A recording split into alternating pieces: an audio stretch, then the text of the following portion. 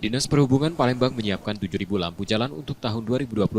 Lampu-lampu ini akan digunakan mengganti lampu yang rusak, sekaligus memasang titik penerangan baru di sejumlah kawasan kota. Stok lampu yang tersedia diperkirakan cukup hingga Oktober 2025.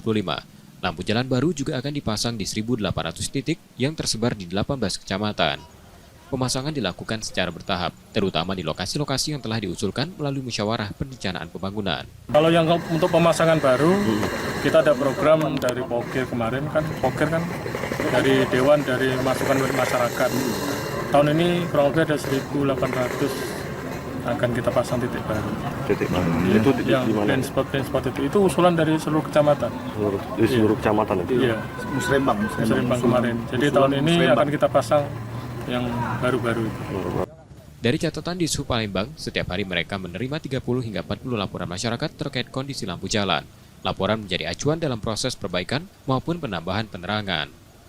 Nur Muhammad, Kompas TV, Palembang, Sumatera Selatan.